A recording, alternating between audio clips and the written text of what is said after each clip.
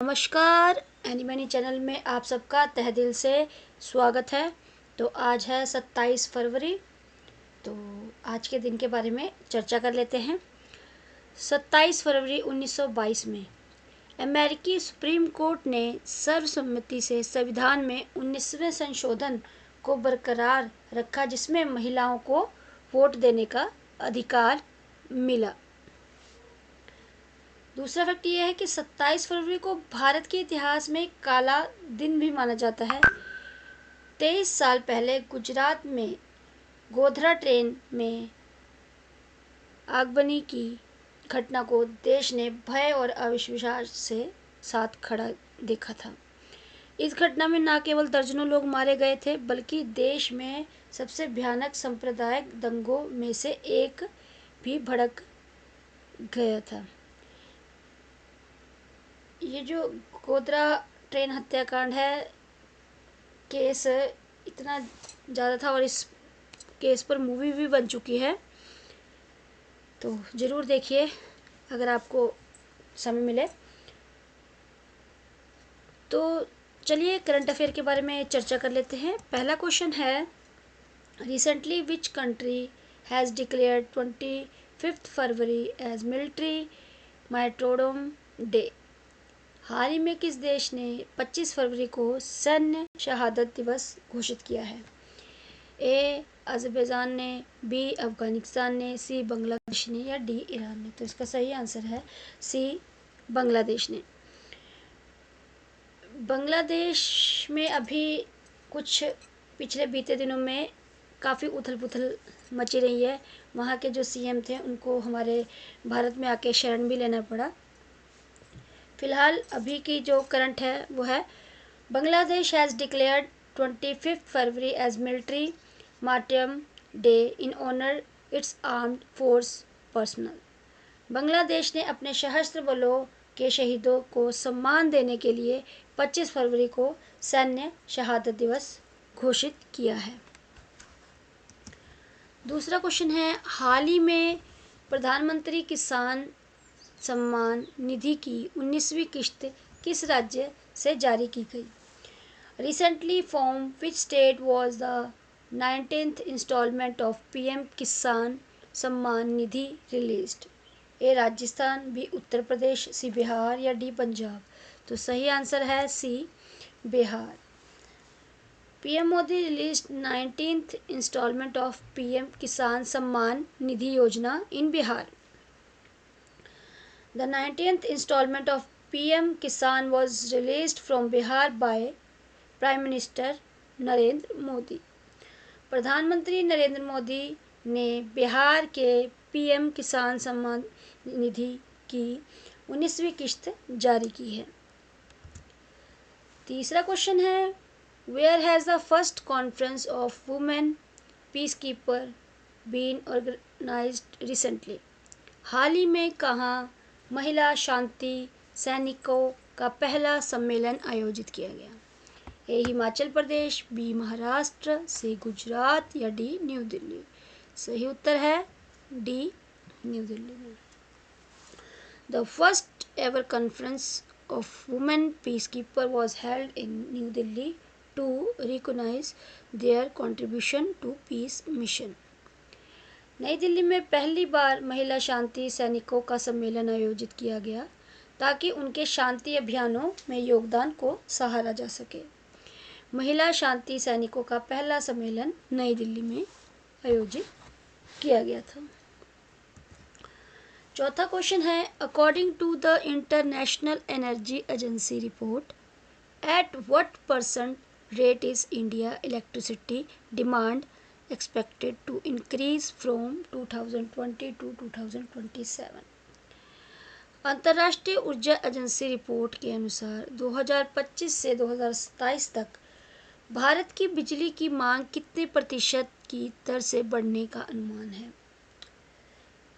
ए 5.6%, B 6.3% या सी 7.9% या D 9.8%। तो इसका सही आंसर है बी 6.3%। अकॉर्डिंग टू IEA रिपोर्ट, International Energy Agency report, India electricity demand will grow at a rate of 6.3% between 2025 and 2027। अंतर्राष्ट्रीय ऊर्जा एजेंसी की रिपोर्ट के अनुसार 2025 से लेकर 2027 तक भारत की बिजली की मांग 6.3% की दर से बढ़ने की संभावना है। पांचवा क्वेश्चन है, in the year 2024 local governance performance index which state is on top.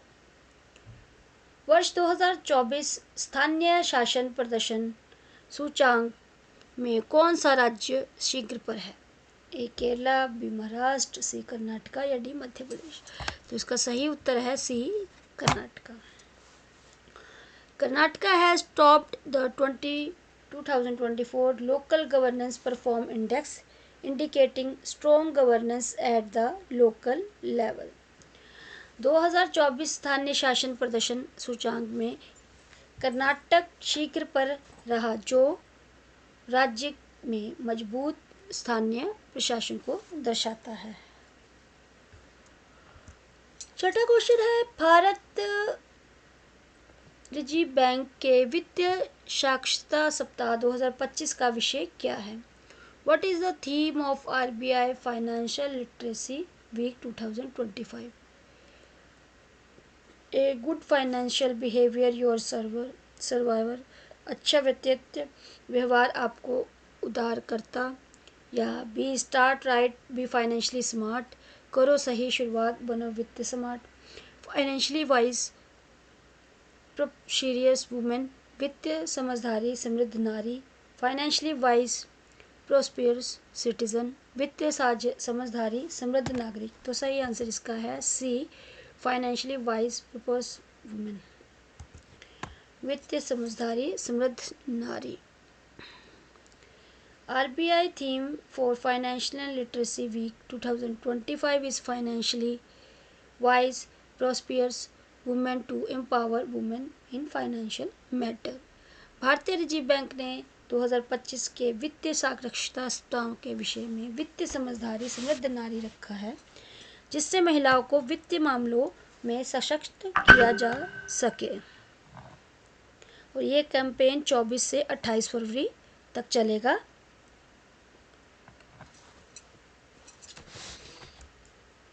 सातवां क्वेश्चन है, which airport has recently won the prestigious best security award.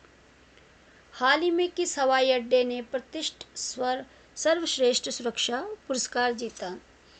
A Chaudhary Charan Singh International Airport, B Manohar International Airport, या सी BR अम्बेडकर एयरपोर्ट, या D Indira Gandhi International Airport. तो इसका सही answer है B Manohar International Airport. Manohar International Airport won the Best Security Award for its advanced security measures। मनोहर अंतर्राष्ट्रीय हवाई अड्डे को अपनी उन्नत सुरक्षा प्रणालियों के लिए सर्वश्रेष्ठ सुरक्षा पुरस्कार से सम्मानित किया गया है। आठवां क्वेश्चन है, recently which city has organised a riverside eco glamping festival for the first time. हाल ही में कौन सा शहर पहली बार नदी किनारे इको ग्लैम्पिंग महोत्सव का आयोजन करेगा? A Surat, B Nashik, C Bhavnagar, या डी पुणे। तो सही आंसर इसका है B Nashik. Nashik has organised its first ever riverside eco glamping festival to promote sustainable tourism. Nashik ने पर्यावरण के अनुकूल पर्यटन को बढ़ावा देने के लिए पहली बार नदी किनारे इको ग्लैम्पिंग महोत्सव का आयोजन किया है। नवा क्वेश्चन है, which retired ship of the Indian navy is being converted into India first underwater museum. भारतीय नौसेना ने के किस सेवानिवृत्त जहाज को भारत के पहले अंडर वाटर म्यूजियम में बदला जा रहा है? ए INS विक्रांत, बी INS गुलदार, सी INS विक्रमादित्य, या डी INS त्रिपुट। तो इसका सही आंसर है बी INS गुलदार। ये इसकी पिक्चर है, आप देख सकते हैं, जो अब अंडर वाटर म्यूजियम में बदला जाएगा। The retired INS Guldar is being transformed into India's first underwater museum for tourism and heritage preservation. सेवानिवृत्त INS गुलदार को भारत के पहले अंडर वाटर म्यूजियम में बदला जा रहा है, जिससे पर्यटन और विरासत संरक्षण को बढ़ावा मिलेगा। 10वां क्वेश्चन है, recently which country has developed an iron dome style missile defence system. हाल ही में आयरन डोम शैली की मिसाइल रक्षा प्रणाली किस देश द्वारा विकसित की गई है? A Japan, B China, C USA या डी इज़राइल। तो सही उत्तर है डी इज़राइल द्वारा। Israel has developed an advanced missile defense system similar to the Iron Dome to strengthen its security. Israel ने अपनी सुरक्षा को मजबूत करने के लिए आयरन डोम जैसी एक उन्नत मिसाइल रक्षा प्रणाली विकसित की है। 11वां क्वेश्चन है, in February 2025 an emergency was imposed in which country due to the seismic storm. फरवरी 2025 में भूकंपीय झंझावात के कारण किस देश में आपातकाल लगाया गया है? A Nepal, B Afghanistan, C Greece या डी भूटान। सही उत्तर है सी ग्रीस में। Greece declared an emergency after experiencing a rare seismic storm causing major tremors across the country. Greece में दुर्लभ भूकंपीय झंझावात के कारण तीव्र झटके महसूस किए गए, जिसके चलते आपातकाल घोषित किया गया है। 12वां क्वेश्चन है, where has the Indian coast guard recently conduct the Sagar Kavach security exercise. हाल ही में भारतीय तटरक्षक बल ने कहाँ सागर कवच सुरक्षा अभ्यास आयोजन किया? ए गुजरात, बी वेस्ट बंगाल, सी महाराष्ट्र या डी आंध्र प्रदेश। चारों स्टेट समुद्री तट के साथ अपनी सीमा साझा करती हैं। देखते हैं इसका सही आंसर क्या है। आंसर इसका है B West Bengal. The Indian coast guard conduct the Sagar Kavach security exercise in West Bengal to strength coast security. भारतीय तटरक्षक बल ने पश्चिम बंगाल में सागर कवच सुरक्षा अभ्यास आयोजित किया, जिससे तट सुरक्षा को मजबूत किया जा सके। 13वां क्वेश्चन है, witness protection scheme has been implemented by which state recently.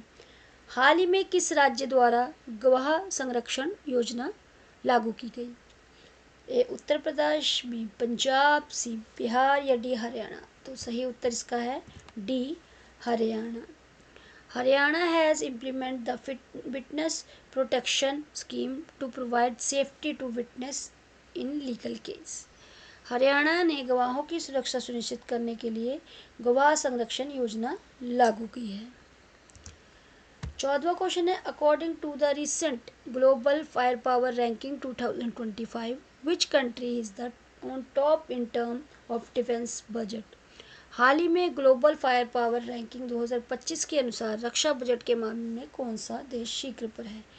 A USA, B China, C India या डी फ्रांस। तो सही उत्तर है इसका as usual A USA। According to the 225 global firepower ranking, the USA remaining the top country in terms of defense budget, maintaining its military superiority. Global fire power ranking 2025 के अनुसार America रक्षा budget के मामले में शीर्ष पर बना हुआ है और अपनी सैन्य श्रेष्ठता बनाए रखा हुआ है। हमारा भारत भी कम नहीं है, चौथे स्थान पर है, जिसने $75 अरब अपनी रक्षा बजट में पेश किया है। चीन दूसरे स्थान पर है, रूस तीसरे स्थान पर है और इसी तरह ये 10 पूरे लिखे हैं। 10वें स्थान पे यूक्रेन कायम है। आखिरी और 15वां क्वेश्चन है, RS-24 या 24 Yars is an intercontinental ballistic missile of which country. RS-24 किस देश के अंतर महाद्वीपीय बैलिस्टिक मिसाइल है? ए रूस, बी चीन, सी जापान या डी ऑस्ट्रेलिया। तो सही उत्तर इसका है ए रूस, Russia. Russia deployed RS-24 intercontinental ballistic missile on combat patrol routes with the nuclear warhead. RS-24 NATO SS-29 is a Russian ICBM system that entered service in February 2010. It is similar in design to Russia SS-27 Topol M and Bulava SSNX-32 missile. It is the three-stage solid-fuel missile launched from silos or mobile launcher. It has a range of 2,000 to 10,500 km and carries up to the 10 nuclear warhead. रूस ने परमाणु warhead के साथ लड़ाकू गश्ती मार्गों पर RS-24 years अंतर महाद्वीपीय बैलिस्टिक मिसाइल तैनात की है। RS-24 यार्स एक रूसी ICBM प्रणाली है जो फरवरी 2010 में सेवा में आई थी। ये रूस की SS-27 टोपोल M और बुलावा SSNX-32 मिसाइल के डिज़ाइन के समान है। ये एक 3 चरणीय ठोस ईंधन वाली मिसाइल है जिसे साइलो या मोबाइल लॉन्चर से लॉन्च किया जाता है। इसकी रेंज 2000 से 10,500 किलोमीटर है और ये 10 परमाणु वॉरहेड तक लेके जा सकती है। तो हमारे आज के करंट अफेयर यहीं पे समाप्त होते हैं। तो आज देखा जाए तो कल ही महाकुंभ का सम्मेलन ख़त्म हो गया है। आज वहाँ पर योगी आदित्यनाथ जो वहाँ के CM हैं और जो सरकार के कुछ नुमाइंदे हैं वो वहाँ पर, आज की न्यूज़ में आया है कि सफाई अभियान जारी है, स्वच्छता अभियान जारी है, जो वहाँ पे कुंभ आयोजन हुआ था जहाँ पे प्रयागराज में त्रिवेणी संगम के पास। तो ये चला था 13 जनवरी से और 26 इसका आखिरी था, महाशिवरात्रि वाले दिन, जो कि कल थी। तो करीबन एस्टिमेट पे बोला जाता है अप्रोक्सी कि 66 करोड़ भारतीय और भारत के बाहर के वासी यहाँ आकर स्नान करके गए हैं, जो बहुत बड़ा रिकॉर्ड है। इन 45 दिनों में 66 करोड़ का रिकॉर्ड तो देखो कौन तोड़ता है आगे आने वाले समय में। लेकिन 144 साल बाद ये महाकुंभ आया है, जिस कारण यहाँ बहुत लोग आए हैं स्नान करने के लिए। बीच में थोड़ी ऐसी घटनाएं भी हो गई हैं, पर धीरे धीरे इन चीज़ों को समेटा गया। और इस चीज़ का भी दुख है जो वहाँ पे मारे गए हैं, उनकी भगवान आत्मा को शांति दे और उनके परिवार को भी। पूरा है कि मतलब जो गया है वो वापस तो नहीं आ सकता, लेकिन ये है कि जिसका जहाँ लिखा होता है वैसे ही होता है। पर इतना बड़ा रिकॉर्ड जो बना है ये भी भारत के लिए बहुत अच्छा, और यूपी सरकार ने काफ़ी अच्छी मेहनत की। ठीक है, थोड़ा उतार चढ़ाव चलता है, लेकिन बहुत अच्छा ये 45 दिन का कुंभ गया है। और सैकड़ों, हज़ारों, लाखों करोड़ों की जो जनता है वो वहाँ पहुँची। और साथ में जो पास में काशी विश्वनाथ जी हैं, अयोध्या है, वृंदावन है, सभी जगह मतलब लोगों ने दर्शन किए। और देखा जाए तो कह सकते हैं कि यूपी में टूरिज़्म के लिए बहुत अच्छी उपलब्धि थी, जिसमें लोगों को भी फ़ायदा, सरकार का भी फ़ायदा। जितना लोग वहाँ विज़िट कर रहे थे सभी का फ़ायदा हो रहा था और सभी ने गंगा में स्नान किया। तो देखते हैं आगे क्या चलता है। तो एनी मनी चैनल को लाइक कीजिए, सब्सक्राइब कीजिए, शेयर कीजिए और नोटिफिकेशन बेल आइकन को प्रेस कीजिए, जिस तक मेरी अपलोड की हुई वीडियो आप तक पहुंचती रहे। शेयर इसलिए कहती हूँ करने के लिए कि अगर कोई आसपास के आपके फ्रेंड सर्कल, रिश्तेदार कोई भी हैं जो एग्ज़ाम की प्रिपरेशन कर रहे हैं या करंट अफेयर में रुचि रखते हैं, वो वीडियो देखें और उनको भी इस चीज़ों का पता चले मैं ये नहीं कहती कि चैनल्स कम हैं करंट अफेयर के लिए, लेकिन छोटी सी एक मुहिम चलाई है, क्या पता कहाँ जाके रुकती है। तो प्लीज़ एनी मनी चैनल को देखिए, लाइक कीजिए, सब्सक्राइब कीजिए, शेयर कीजिए और नोटिफिकेशन बेल आइकन को प्रेस कीजिए। और आपका दिन शुभ हो। धन्यवाद।